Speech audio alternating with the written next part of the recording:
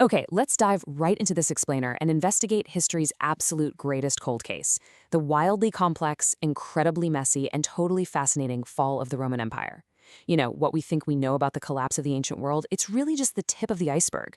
Today, we're going to look at the hard forensic evidence, the competing theories, and a timeline so shocking it stretches way further than you might expect. So, picture this. We usually imagine the fall of Rome as this sudden barbarian invasion that just happened on a random Tuesday in 476 AD, right? The story goes that a Germanic chieftain deposed the young emperor, and bam, the lights just go out on the ancient world. But the reality? It's much more of a historical whodunit, complete with a massive plot twist. It wasn't just one single event. It was a slow bleed, a total systemic failure, and a transformation that scholars are literally still fighting over today.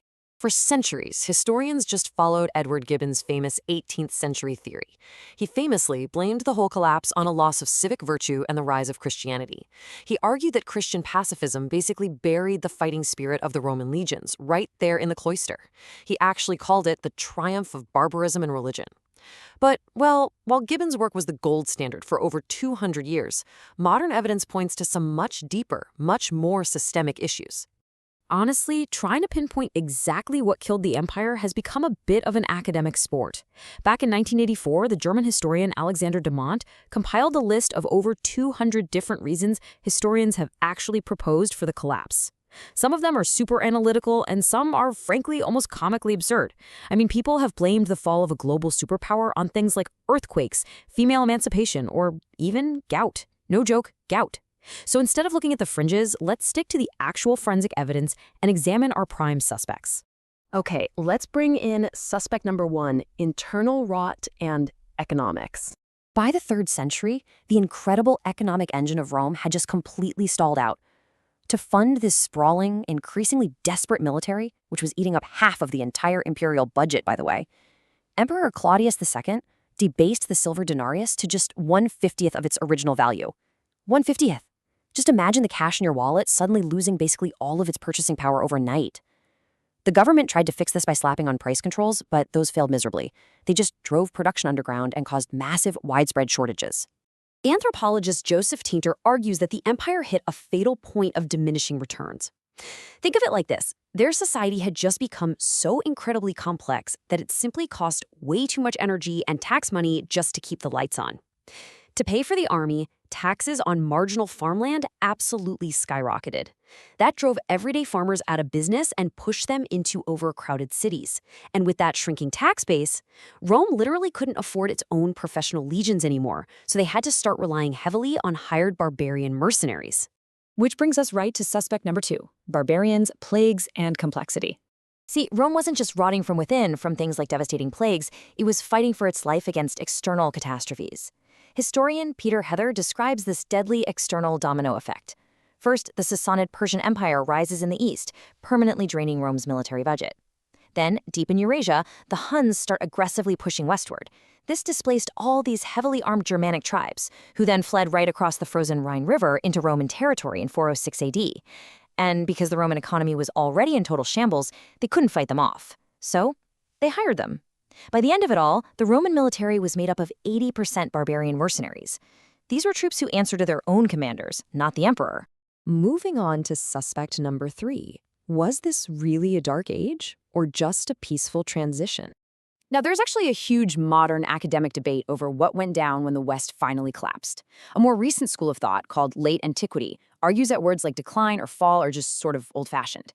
They suggest the barbarians didn't actually destroy Rome, they were just peacefully accommodated into Roman society, kind of like a cultural transition rather than a giant catastrophe. But on the other hand, historian Brian Ward Perkins strongly disagrees. He argues that this modern view completely glosses over the grim, violent reality of the time. Ward Perkins warns us not to treat these Germanic invasions like some polite tea party where settlers just knocked on the door and politely asked to borrow a cup of sugar. It wasn't like that. It was a violent dispossession of land and power. And he points directly to the actual dirt, the archaeological record. The physical evidence buried in the ground shows a severe, absolutely undeniable drop in everyday material culture all across the empire. The tangible evidence here is just staggering. Everyday items that were super common for an average Roman peasant, things like high-quality mass-produced pottery, mortared walls, tiled roofs, they all completely vanished. Basic literacy absolutely plummeted. We know this because casual graffiti just suddenly disappears from the historical record. Former Roman citizens basically went backwards, returning to living in tiny wooden houses with beaten dirt floors and insect-infested thatch roofs. Like Ward Perkins notes, the complex economic house of cards had entirely collapsed. All right, get ready for the plot twist. Here is the half that survived. This is the massive historical plot twist. Half of the Roman Empire didn't actually die in antiquity. While the West was fracturing into all those Germanic kingdoms, the Eastern Roman or Byzantine Empire survived for another 1,000 years, a whole millennium. And they consider themselves truly Roman, keeping that classical spark alive. But man, it was a grueling survival. They battled through devastating wars with the Persians, massive territorial losses during the rapid rise of Islam in the 7th century, and a truly heartbreaking betrayal when Western Crusaders literally sacked their own Christian capital in 1204. So, by the 15th century, the empire was really just a shadow of its former self. Which brings us to the final blow, the year 1453.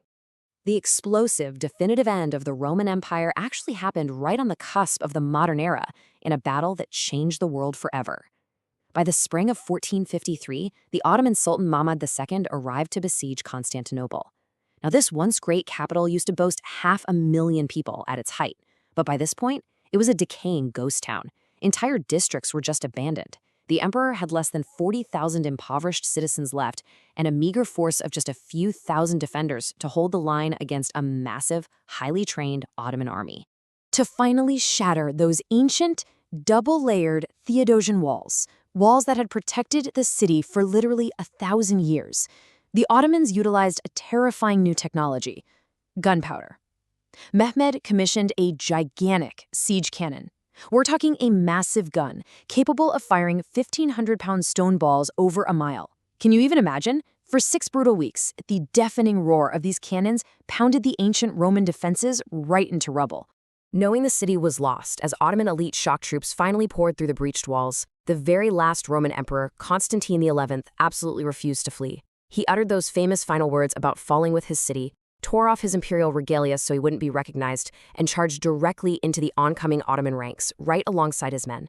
He died in the fighting, and with him, the ancient lineage of Augustus Caesar was finally permanently extinguished.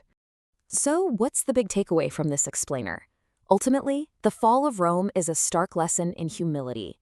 Whether it was the slow economic implosion of the West or that final gunpowder blast in the East, it shows us that complex societies are incredibly fragile. The Romans enjoyed a highly sophisticated, interconnected global economy, and they firmly believed their world would just go on forever. But they were wrong. As we look around at our own highly complex modern world today, we really have to ask ourselves, are we making that exact same mistake?